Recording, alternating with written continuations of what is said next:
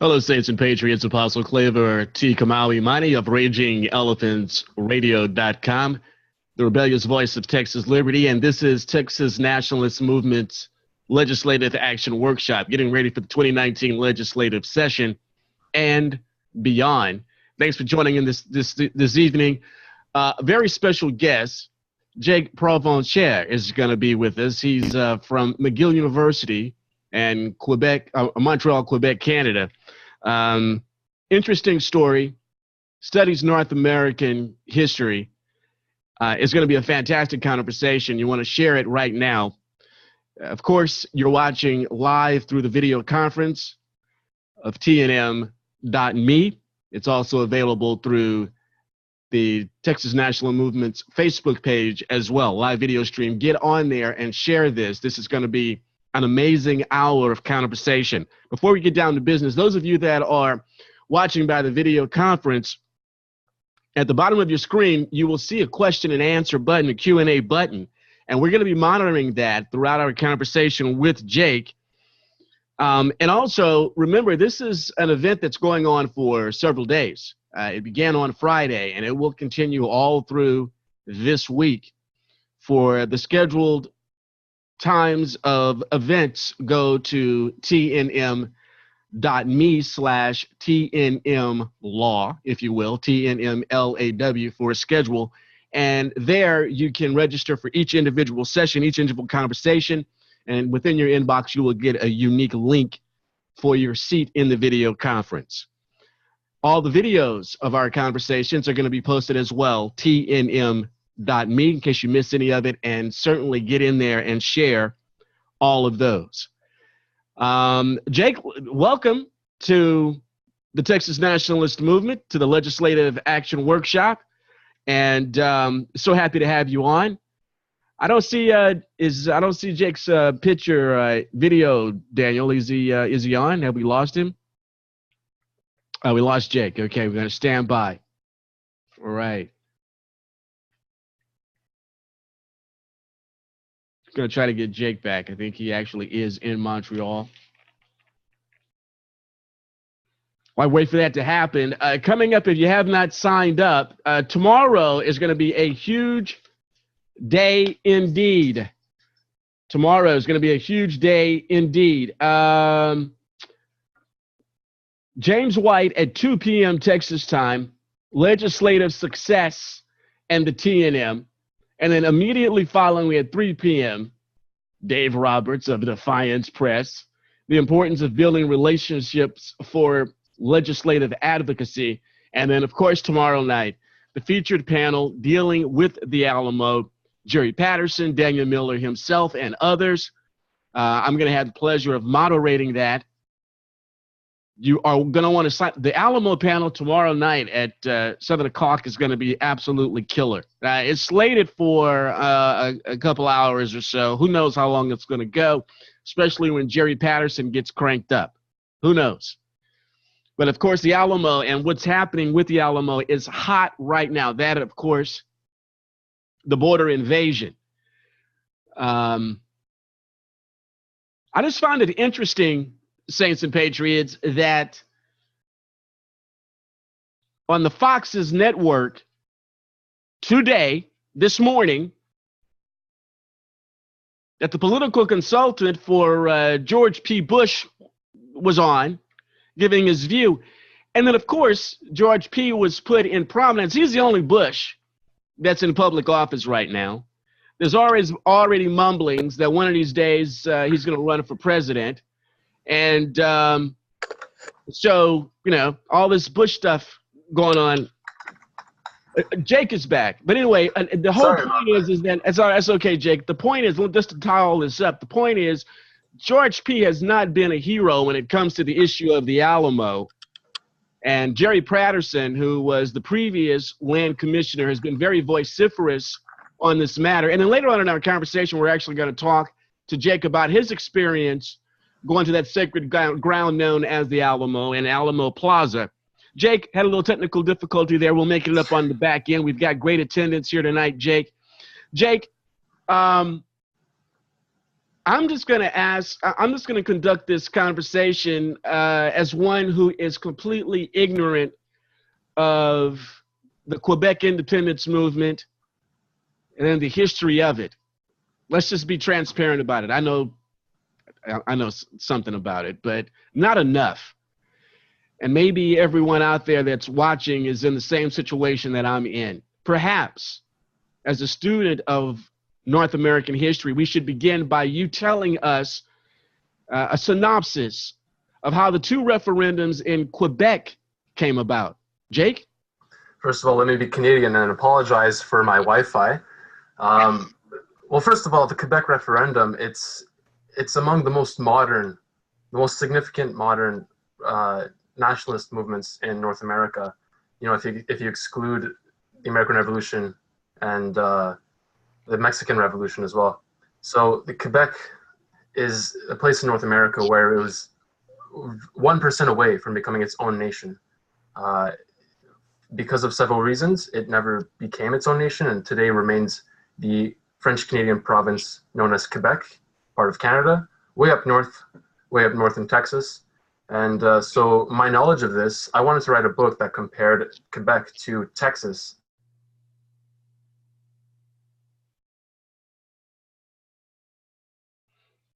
He just froze up on us, Daniel. I still think he's having problems with Wi-Fi. This could be a problem. Is he actually in Quebec right now?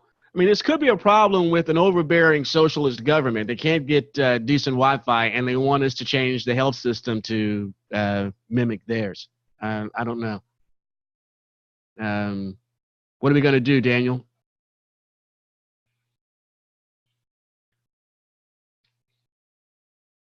Yeah, this definitely stinks, but let's see what we can try to get Jake back.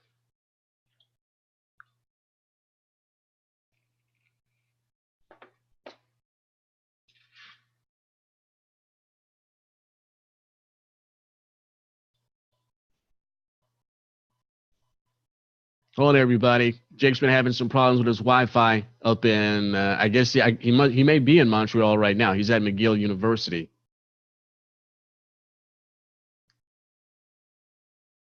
The venerable McGill University. We're working on it, right, Daniel? Of course he is.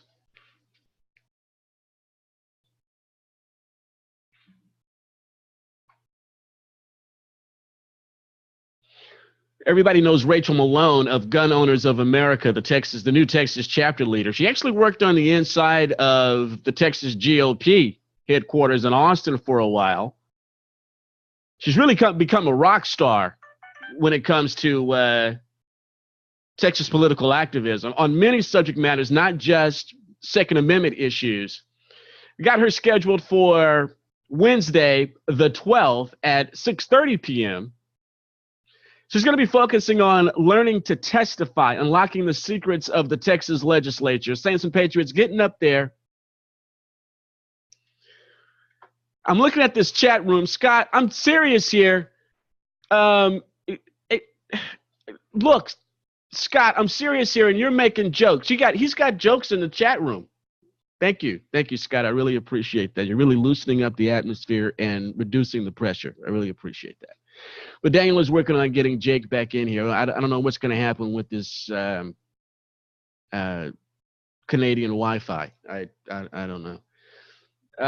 But the legislative session is 140 days, Saints and Patriots, unless a special session is called here in the Lone Star State. This is the one level of government that you truly can have an impact, a serious impact on the level of liberty that you enjoy in your life. So getting up there, I'm checking out all the text things and Patriots, see what's going on.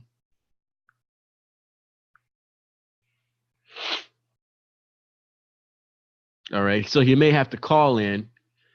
I can understand that. I mean, he may have to do it by cell phone. We're going to make the adjustment. If he has to call in, he has to call in.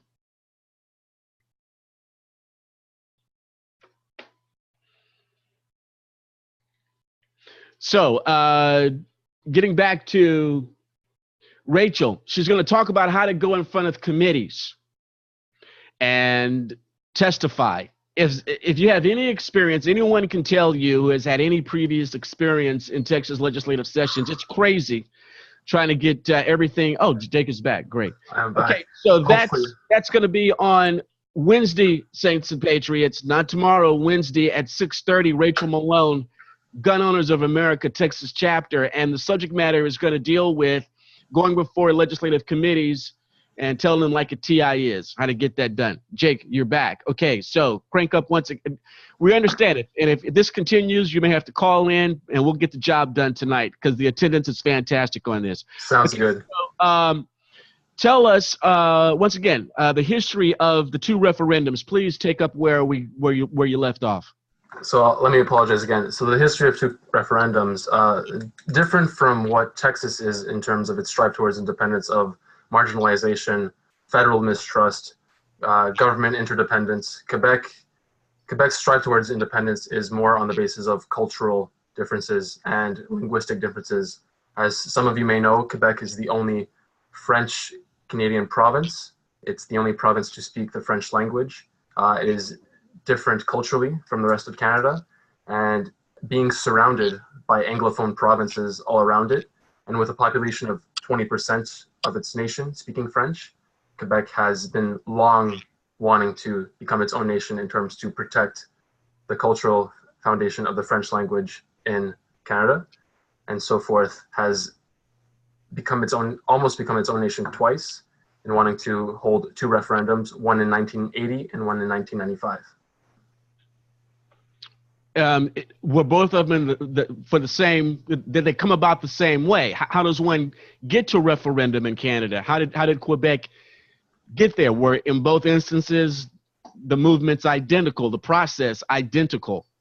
So both of them were very similar in their aspects of wanting to create a nation where the French language and culture would no longer be threatened by English assimilation or an English hierarchy, in which they would be forced to integrate into the culture and language of the majority of Anglophones in Canada. So how the first one came about in 1980 was the creation of the political party called the Parti Québécois, the political party of Quebec. This party would advocate the protection of the French language and culture and advocate for sovereignty in Quebec. In 95, this was a provincial party, the Parti Québécois. In 95, they were able to create le Bloc Québécois. This is the political bloc of Quebec. This is a federal party in which they could govern all of Canada. And in 95, they won the majority of the opposition in the parliamentary system that is Canada, and were able to push the Lieutenant Governor of Canada to hold a referendum in which Quebecers could vote if they would want to live in a sovereign nation called Quebec or remain in the country that is Canada. Okay, somewhat different than our conversation with George from UKIP. The Quebec Party was actually able to secure seats in Ottawa, and they were actually the majority of the loyal opposition in Ottawa. And who was the opposition at the time? Did it happen to be the Conservatives at the time in 95? It was the Liberals. And what was the Liberals' position? They were against it? Well, in 95, the Liberal was Jean Chrétien. He advocated to keep Quebec in Canada, in the country that is Canada, by implementing rules and regulations and laws that would conform to French Canadian values. There's certain laws put in place, like the Official Languages Act, which made French and English on equal standing throughout Canada. So if you go to anywhere in Canada, from the most English place in the tips of Vancouver, right above the United States, you can ask for if you attend federal services like a court ruling, you can ask for it to be in French. Some of the signs from the government signs will be in French and English.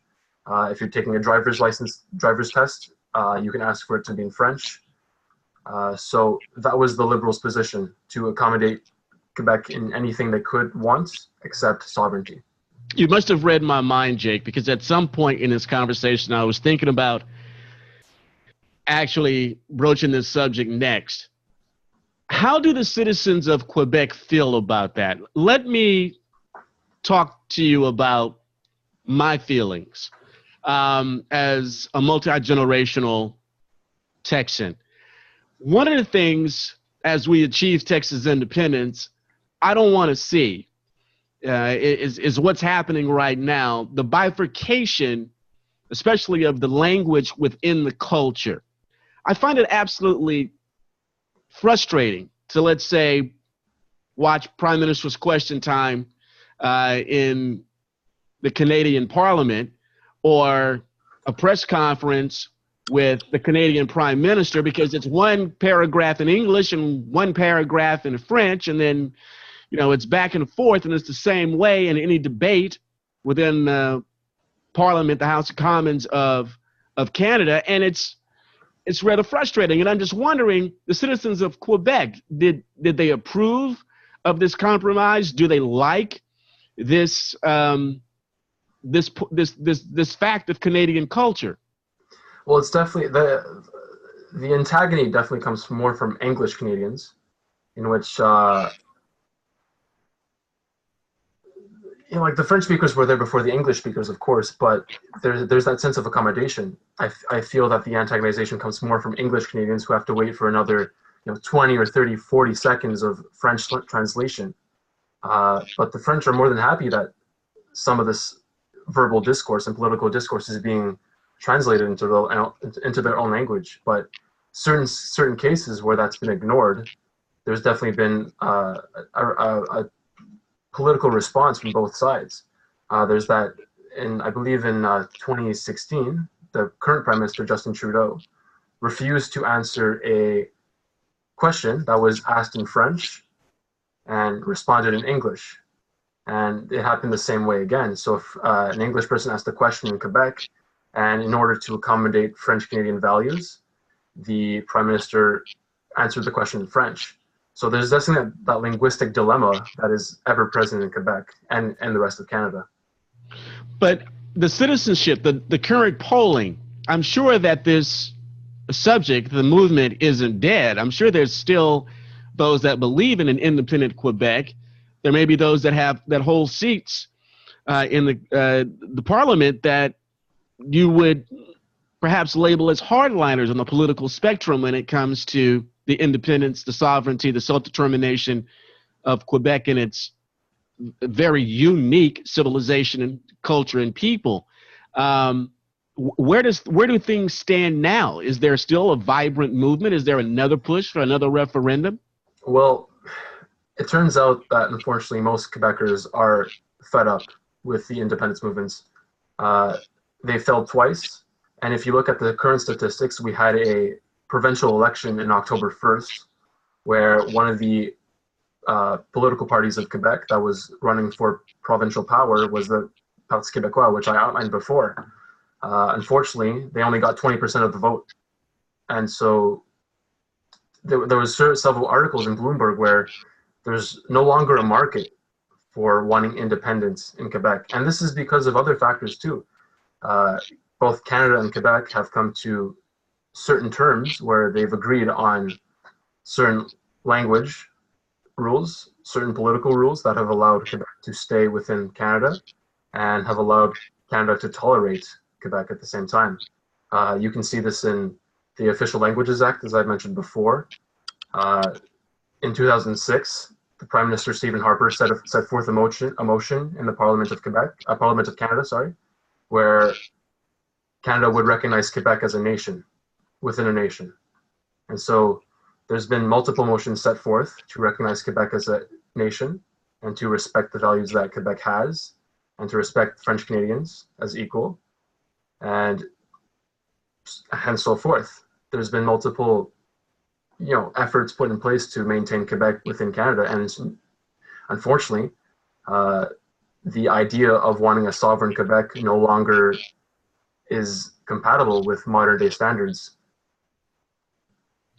There's a good question that comes in from the question and answer box, and I want to remind everyone, all the attendees, that at the bottom of the video screen there is a Q&A button, and you can click on that and have a question for Jake.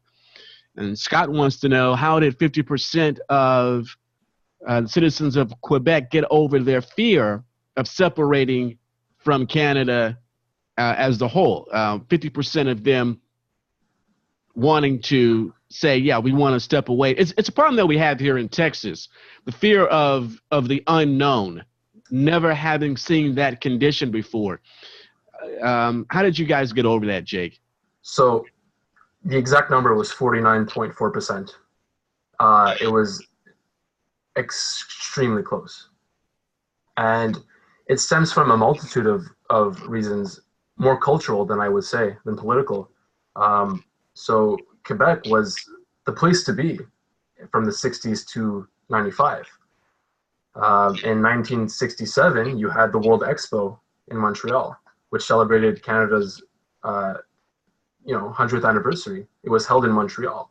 And the French president at the time, Charles de Gaulle, who was a renowned general of World War II, was an invited guest at the expo. And in a very, very loud and extra fashion, he yelled at the top of his lungs, "Long live the free Quebec, and long live Montreal, and long live France." And that was the sort of spark that ignited French-Canadian resistance to English parochialism in Canada. The Olympics were held in 1976 in Montreal. The Queen proclaimed the Olympics to begin in first French and then English. And then, it was the place to be. And then in the 1980s, the first referendum was held. Back then, I believe the numbers were 40.44% to 59.56%. And there was already some traction going. And then you get that number to 49.4% because of people wanting Quebec to become its own nation, because they believe in the cultural idea of a sovereign Quebec. So I don't believe necessarily that it has a political or economical landscape to it, but more of a cultural aspect to it. There was a lot of artists, writers, singers, French presidents, and political support for the idea of a free Quebec. And so within 40 years of the idea first sprouting after World War II to 95, from getting almost half the province advocating for a free Quebec, it definitely comes from the cultural approval of other people wanting to see that happen. Jake, I want to bring the conversation to Texas, but before we do that, we talk about the cultural differences. What about economically? The point that I'm making, Texas economically, when it comes to governance and the belief system, is very much different than California. I would say very much different than the government in Washington, D.C. But you can judge the ideology, the governing ideology economically of each of the 50 states and the 5 territories. You can see the difference in policy performance of the individual states, GDP performance, unemployment rates or employment rates, et cetera. And so there's distinct differences in how Illinois is governed, how Massachusetts is governed, New York is governed, California is governed versus Oklahoma, Texas, Alabama, Florida, South Carolina, et cetera. Does the same dynamic present itself when it comes to Quebec versus English-speaking Canada? Is there a difference in philosophy when it comes to governance, issues of life, liberty, prosperity, economics? You understand what I'm getting at, Jake? Yes.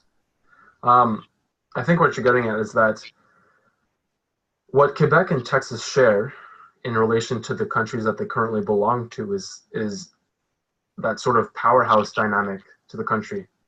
Quebec and Texas are among the most important areas of the country that they currently belong to, if not the most important. Quebec, for the 8th year in a row, I believe, has not suffered a deficit in their economic progression. They've made $1 billion in tax cuts. They've made a budget surplus of $250 million. They've made they've invested $2 billion in their generation funds, in which they aim to pay off their debt and to pay for educational policies and political policies. They've made a spending boost of 4.1% as of January 2017. They uphold 20% of the entire Canadian GDP. You know, out of 10 provinces and 3 territories, that's quite significant. Would you consider their economic governing philosophy to be conservative based on the, you know, the bullet points that you just ticked off right there, Jake? I mean, would you say that they're conservative versus that Montreal is conservative versus what we see coming out of Ottawa and Canada generally, the tax cuts, and is it more oriented towards free market principles than Ottawa is generally? Well, I would say before the revolution of wanting Quebec to become its own nation, it was more conservative, but that was because the English were at the top of the hierarchy and not the French. So what was once called the Quiet Revolution, where the French Canadians and the English Canadians switched power as a result of the post-World War II politics, what was once conservative, 80% of the money in Quebec and Montreal was owned by English Canadians and American companies. But in order to secure... No, it froze up again, Daniel. Uh-oh. No. Earlier in the chat room, Kara suggested that I sing if this happens. That is not going to happen. There's no way for TNM to do a commercial break, is there?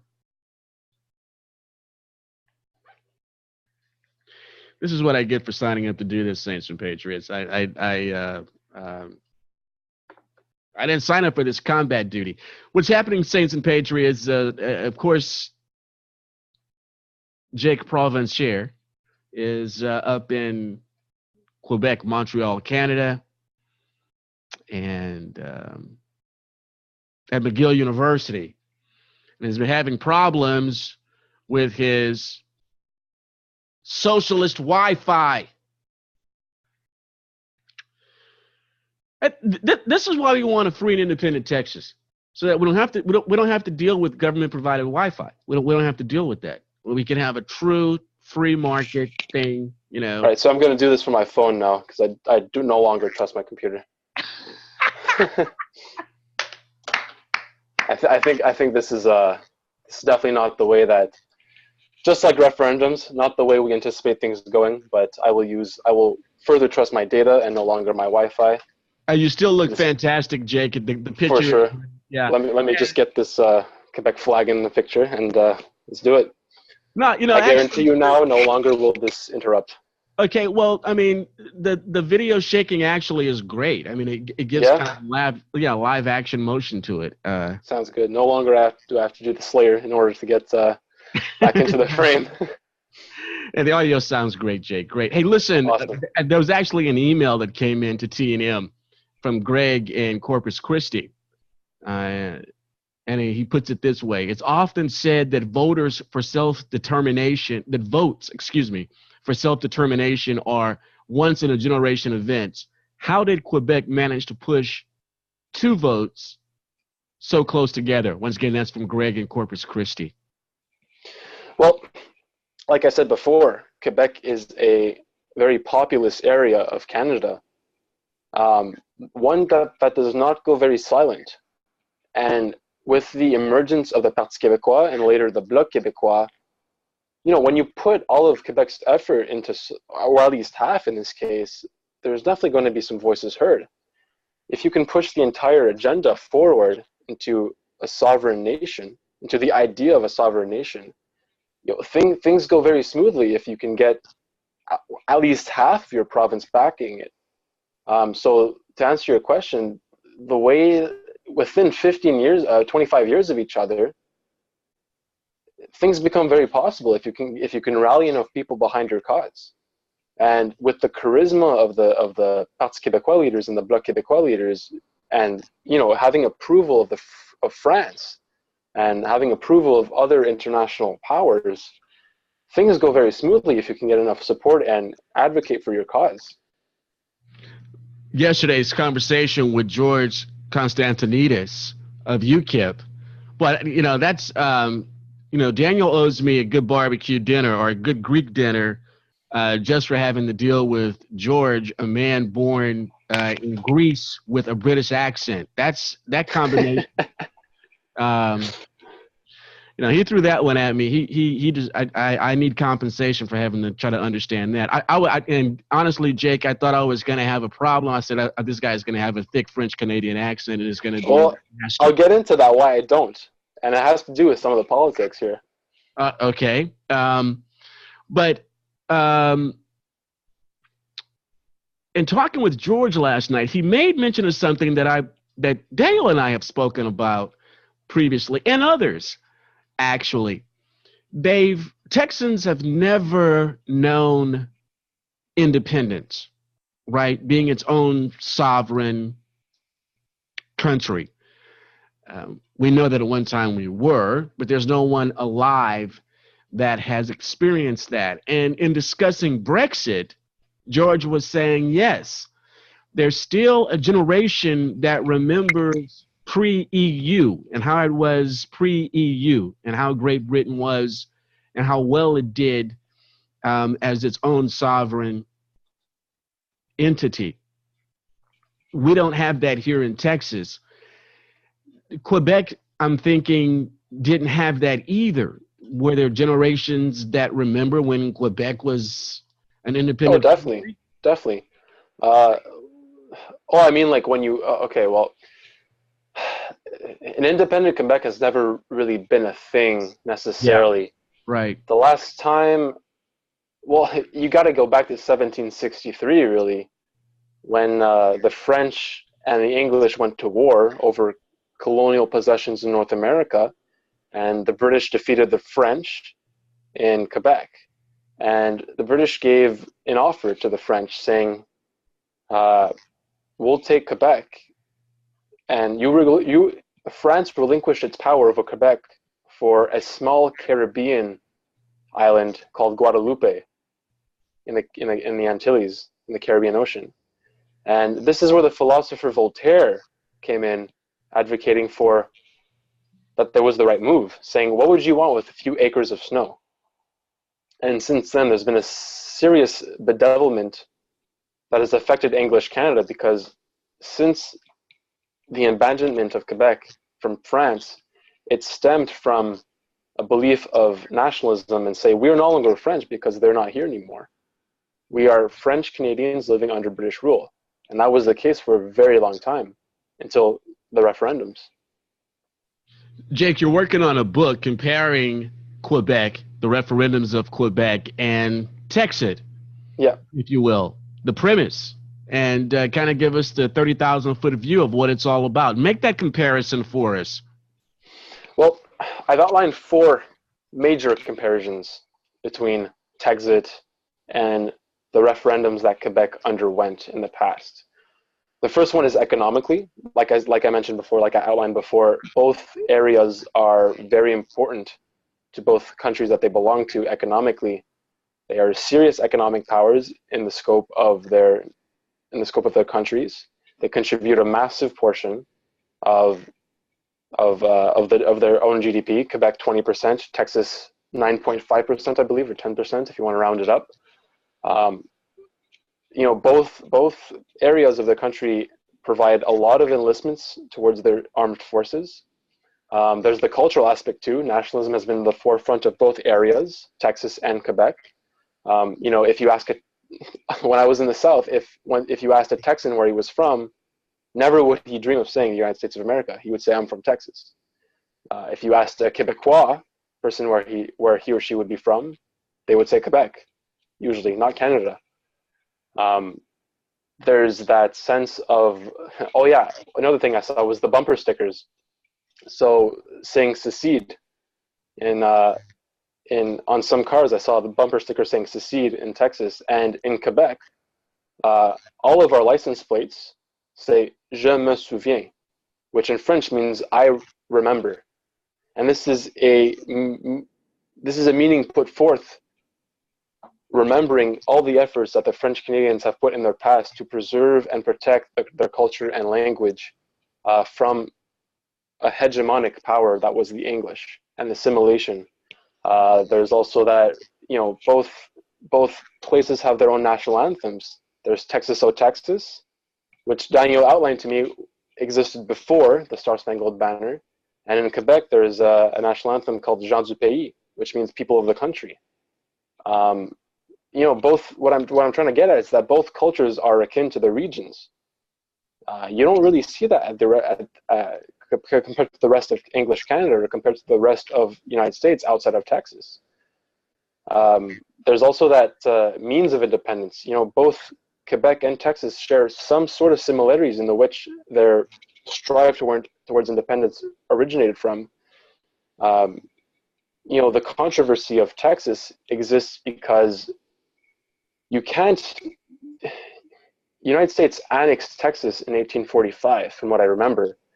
But from what I understand is that the Senate needs a 2/3 majority vote in order to annex another state. And there was no treaty that existed between Texas and the United States to recognize each other as states to welcome in annexation. And I think that's where the controversy stems from between the Union and the Republic of Texas at the time, and where people have believed that Texas was illegally annexed. And as for Quebec, the British conquering of Quebec in 1763 in exchange for Guadeloupe, these people have believed a narrative whereas we are a descendant of a conquered people in which we have the right to advocate for our own independence as a nation. So culturally, politically, and economically, there exists some very strong similarities between the two. And if you want to go into the radicalist aspect as well, I don't know if many of the Texan nationalists know about this, but before the Texas Nationalist Movement was the Texas Nationalist Movement, it was once the Republic of Texas organization led by a man known as Rick McLaren. And what he had done was taken hostage of his neighbors, Anne and Margaret Rowe, and took them to Fort Davis and held out for a 7-day standoff between the Texan Rangers and himself and the Republic of Texas. These were some hostage, and this was a hostage situation with the standoff. In a much more extreme measure, the same thing happened in Quebec, known as the October Crisis, where members of a militia known as the FLQ, La Fronde de Libération du Québec, the Liberation Front of Quebec. These were militia groups believing in a Marxist-Leninist doctrine that kidnapped the vice premier of Quebec at the time, known as Pierre Laporte, and assassinated him and left him dead inside of a trunk of a car. And this was in the idea of using violent means in order to advocate for an independent Quebec. It'd be the same if some radical groups of Texas kidnapped Ted Cruz and held him hostage, and then you'd find Ted Cruz's body in a car the next day. These were some very, very radical motivations in order to get Quebec independent. And Daniel and I had a long talk about this. These are very, very important motivations that we need to deter other people from going towards.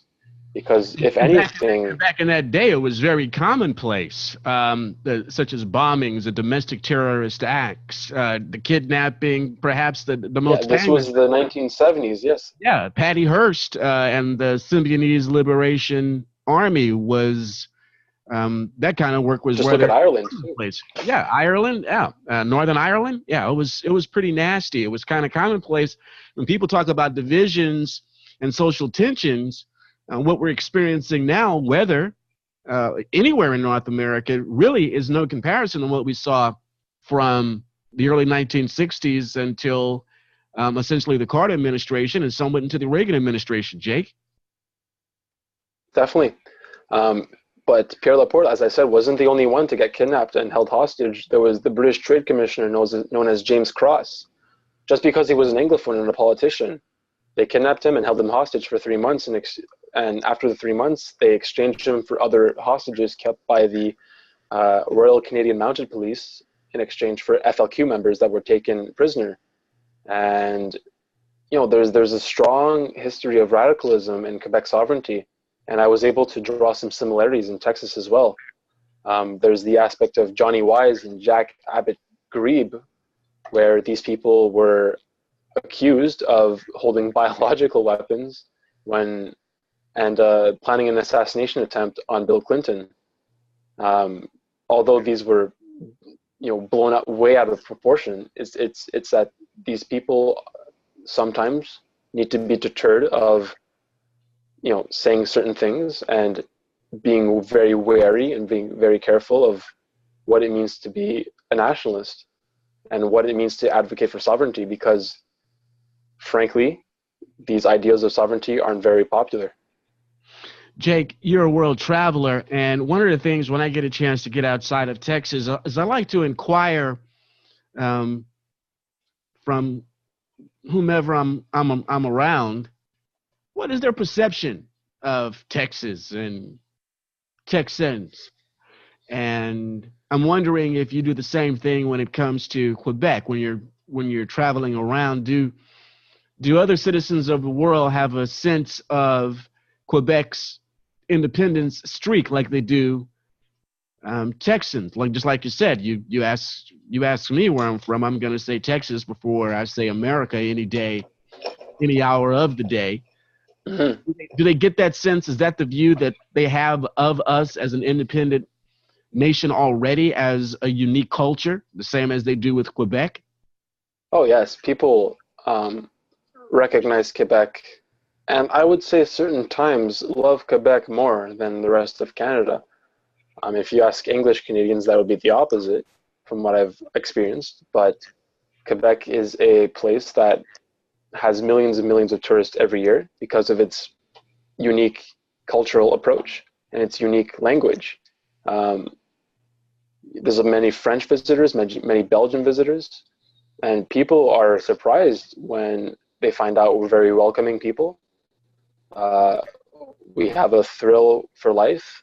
We have, arts, drama, things that you would never dream of finding in Quebec. And the only downfall is the snow and the cold. But otherwise, if you go internationally, the reputation is that it's an absolutely gorgeous city with a very deep, rich, of course it is, yeah, culture, and just absolutely beautiful. And I dream and pray of the day when I'll be able to visit it for the Formula One race more than once. I want to go on Ile Notre Dame, man. I gotta get in turn one. I gotta see it. Oh yes. Jake, listen, I want you to share the experience that you had. We specifically wanted to get into, as we get into the last portion of the the conversation, I wanted you to get into your experience of going to San Antonio and your travels of Texas and your experience when you visited the Alamo.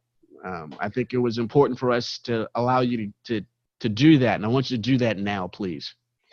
So I went to go see Daniel in the summer of August. In August. So I flew from Montreal to San Antonio, and the first thing I wanted to see was the Alamo. I read stories about this in history class, and it fascinated me that 200 Texans defended their place that wasn't even a nation yet. From the number ranges from 1,000 to 5,000, but you get the deal. They were way outnumbered. So as soon as I got there, it was empty. A lot of San Antonio felt empty. I had trouble seeing people outside of the tourist zones. I walked for a long time outside of the Alamo cultural zone and the touristy zones, and I had a lot of trouble finding people. And I walked further and further and further, and I walked into the Alamo, and there was definitely a presence there. I felt that I felt like I was being watched. I was in the Mission, and looking down, I could see that here lies the remains of the Alamo soldiers, and Daniel was able to clarify a bit more on that. And so I walked a bit further, and there was always this presence of being watched. And as a Canadian, I wasn't used to the heat at the time. So, the sun kept pounding and things like that. So it wasn't a very pleasant time as much as I would have liked to as my first stop in my trip to the Deep South. And having walked a bit more, I went to the Institute of Texan Cultures, and that's a long walk from the Alamo Mission. And the entire time, like I said, it was empty. I maybe saw less than 15 people the entire walk. And I kept asking myself, where is everybody? Where is everybody? And I tried not to get myself discouraged because I had just... What time of the day was this? Do you remember the day and the hour? This was an 11 a.m. This was noon. This was... Yet people weren't there. And I kept moving forward, and I kept pushing, and eventually I got to the Institute of Texan Cultures. And I walked in. And I don't know if you've ever been inside an empty museum, but it's definitely creepy. And I was taking my bag off, getting ready to pay for the admission fee, and no one was there to take my admission. But the museum was open. Oh, man. The museum was open. The only person that was there was an old Asian man with a cane that had said hello to me and then walked away. And I was like, all right, I guess I get a free admission. And I walked around, and I kept seeing all the variety of cultures that had affected Texas. And it completely destroyed my idea of Texas being this homogenous, white, rural, Republican voting area of the Deep South. There was influences from Luxembourg, Germany, China, France, every sort of culture you could imagine that had affected Texas in some sort of way. Most recently, Vietnam. Vietnam, for sure. And this is another sector of my book. Huge Asian influence. Of course, yeah. Quebec also holds a large Vietnamese population, and Houston and Montreal are two of the most Vietnamese cities in North America. And this is another part of my book, which I'll explore later. But eventually I leave the Institute of Texan Cultures. I'm feeling really down. I don't know why exactly, but I'm feeling really lonely. And then I say, okay, let's try to walk around a bit more, and let's go to the San Fernando Cathedral, where Jim Buey got married with his Mexican wife. So it's about a 20-minute walk, and again, I barely see less than 10 people. And most of them are tourists, actually. They're not even San Antonians. And eventually I get to the cathedral, and I start to hear this ominous Spanish singing from the cathedral. And I'm getting closer and closer, and I can start to hear it. And I took this beautiful picture where you can see the sun emanating onto the building itself. And I walk in, and I see a bunch of people, an ocean of people. And I'm like, oh, right, it's Sunday. People are religious here in America. So I get in, and there's this ocean of people, and there's 3 priests, there's the musician, and they're all singing, they're all standing up, and they're having a swell of a time. And then I look to my left, and right to my left, if you've ever been in this cathedral, you will know this. I look to my left, and there's a marble coffin saying, "Here lies the remains of William Travis, Jim Buey, and Davy Crockett." And that definitely got me. I was like, okay. And then I thought to myself a little bit, and I said, in the loneliness that was the Battle of the Alamo, where there was no life, and there was constant death, and constant starvation, and constant war, all of the life that you could find within that area was inside a church. And having walked through that loneliness, and having walked through that heat, and having walked through that nothingness, I found life in that church. And I looked down, and I saw the coffin and the remains of these 3 people that had created Texas through their sacrifices. And I'm not a spiritual person exactly, but if I could tell a ghost story, that would be it for sure. Yeah, well, I would consider myself somewhat a spiritual person, and I can totally relate. Unbelievable story. Jake, in your travels in Texas, did you get a chance to come over to Houston and go to San Jacinto, where the war and independence was ultimately won, where Santa Ana was actually captured in about 20 minutes? 18 minutes to be exact, yeah. 18. So I didn't exactly set foot there, but on my trip, on my bus trip to Lafayette, I definitely saw it. And for a building to be taller than the monument in Washington, in Texas, it definitely says something. And for such a battle to be won against all odds, it definitely says something as well. Yeah, it's a beautiful piece of property. It always troubles me that when you drive there, you have to go through all the oil refineries, and it seems like the landscape has been, so blighted. I remember as a child, like I said, I grew up in Beaumont, and whenever, we come to Houston on that same bridge you went over on that bus, and you look over, if you're going towards Lafayette, you looked it over to the right side of the bus, and there it is. You can see it over there. But still, man, if you go and you make it through the refineries of LaPorte and Deer Park, and you go back in that area, there's something special about it. It's flat land back there, and you can almost imagine the battle scene itself. But they've kept that particular area pretty much pristine. And it reminded me of the license plate, like I mentioned before in Quebec. Je me souviens. I remember. So, yeah. And people forget it. I mean, there's people in the Houston area that have never been there. I mean, I know people. People that are close to me that have been here almost their entire life, and they've never traveled 25 miles to go and see this hallowed ground. It's a wonderful experience, and I'm sure that there's many landmarks like that, not only in Montreal but throughout the Quebec province. Yep, but like I said, there is definitely some monuments that honor both Canadian efforts and French Canadian efforts. We've attained a very strong resolution that has eliminated the need for Quebecois to become sovereign. But like I said before, the idea of remembrance and the idea of remembering the efforts put in place by French Canadians lies in the hearts of the French Canadians. So so the first premier of the Parti Québécois, the leader, was René Lévesque, and he was a diehard Québécois. He advocated for the rights of French Canadians and wanted Quebec to be a very, very sovereign nation that the world could recognize. And when he lost the 1980 referendum by 40.44%, he held a rally right after, and he said, in the most famous words that we can remember today, is like, "If I understood you well, until next time." And before he could say that, the crowd erupted in the national anthem of Quebec, Gens du Pays, people of the country. And you could see this man, it's on YouTube if you want to see it, you can see this man crying and being teary-eyed. And at the end of the rally, at the end of his speech, he says, "I no longer have words, but please sing our song." And you can see the crowd erupt one more time in the national anthem, people of the country.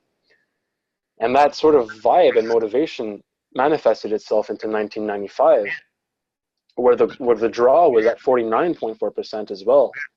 And if you go around in certain parts of Quebec outside of Montreal and ask people, "Do you remember that time?" And they'll say, "Oh yes, we do. We definitely do." My parents both remember it, and there's definitely that nostalgic feel of Je me souviens, like I said, I remember. We only have a few minutes left, and Scott has a question from the Q&A chat box, and what he wants to know, Jake, is, do you feel that immigration into Quebec diluted the independence movement in the province? Yes and no. So immigration has been an issue that current politics do face in Quebec. So the elections of October 1st this year, the people that were elected were the Coalition of Quebec's Future. They advocated for less immigration and stopped immigration. They restricted it. But I guess the conspiracy of foreign influence in the 1995 election was from America itself, because the liberal opposition at the time, Pierre Trudeau, the father of our current Prime Minister Justin Trudeau, asked Bill Clinton to advocate for anti-Quebec separatism. And what Bill Clinton did was explain that there was no room for a fourth party in NAFTA, So what I mean by that, if Quebec became its own country, there would be no room for it in NAFTA. And I think that's where that 1% came from, that difference. So a lot of businessmen in Quebec and in Montreal especially couldn't bear the fact that they would not be included in NAFTA, and they would have to pay serious fees if they weren't. And a lot of people attribute Bill Clinton's intervention and Washington's intervention in the 1995 referendum as a means of losing the election. I'm not entirely blaming it. But I am saying that there was Bill Clinton's intervention might have been the pushing factor. Jake, now, do I understand that you're composing a book comparing the Quebec independence experience with Texas? Yes, in sorts. I will be comparing. So how is that going? I mean, when release dates or anything like that? How's the progress? So right now I'm about a fourth finished. Expect it to be finished by, I'm going to say, in a very, very extra point, maybe mid-2019, but I'll do my best to finish it in the first third of the year in 2019. So expect it to be finished by around March or April of 2019. I'll do my best to set that goal.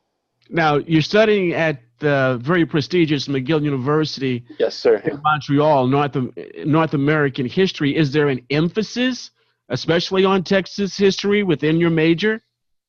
So I was allowed to take a multitude of courses in history, and I chose all of them to be American history.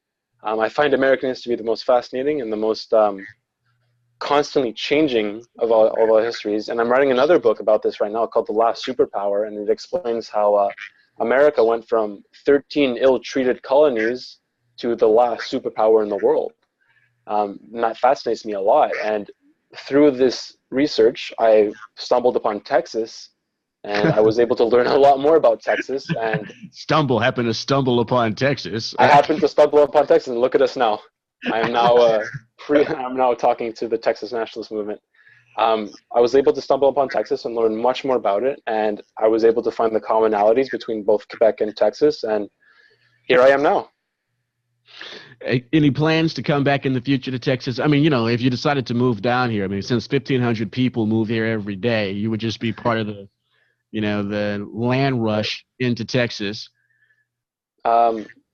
As long as I am invited, the one thing I did experience in the South was Southern hospitality. So I definitely miss that for sure. If ever I'm invited, or if ever you guys are hosting something of the sort again, I'd be more than happy to do that for sure. Yeah, well, that's on Daniel, and that's on Kara, and I'm sure they will. And of course, Jake, man, I look forward to meeting you as well. I really enjoyed it. You as well. Thanks so much, man. Really appreciate No problem. it. Saints and Patriots, Jake Provencher from McGill University in Montreal, Quebec, Canada. I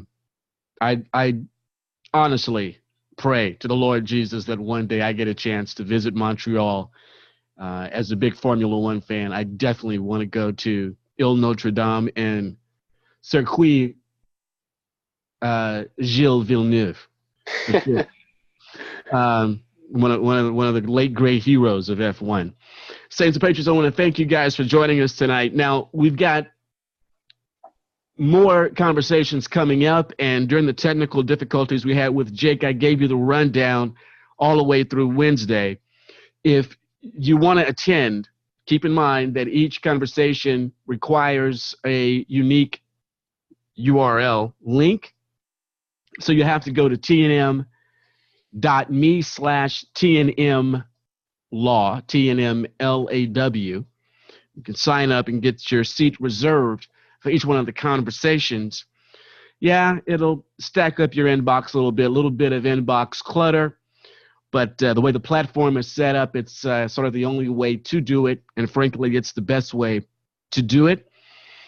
And then all the videos are posted at tnm.me as well. Please go back. Some of these great conversations that we're having, share them with those that you know could potentially be sitting on the fence and need some political persuasion when it comes to becoming an active member of the TNM. Membership, for those who are not, Members of the TNM, it's only $18.36 a month.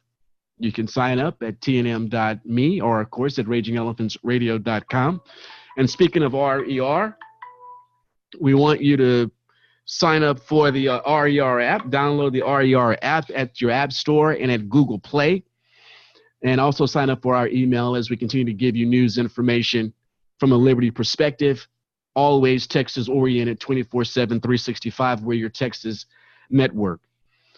Other than that, Saints and Patriots, tomorrow at 2 o'clock, State Representative James White is going to be in the conference room having a conversation with him about the 2019 legislative session and what TNM has in store for it. It's going to be a very interesting session. And we're very fortunate to have someone like James White that actually works with his constituents and on this issue. It's going to be a good conversation. 2 o'clock tomorrow afternoon, 2 straight hours. And then tomorrow night, Saints and Patriots, at 7 p.m., the Big Alamo panel discussion with Jerry Patterson, former land commissioner of the state of Texas, and Daniel Miller. You don't want to miss that. If you have not signed up for any of those, remember you've got to go to tnm.me/TNMLAW, TNM Law, to sign up to get your individual sheet link for those discussions. And they will continue all the way into the new year. So become a member of the Texas Nationalist Movement. Continue to attend these fantastic conversations during the Legislative Action Workshop. Once again, I'm Apostle Claver T. Kamali Imani. May the Lord Jesus bless you. May the Lord Jesus bless the future independent, sovereign Republic of Texas.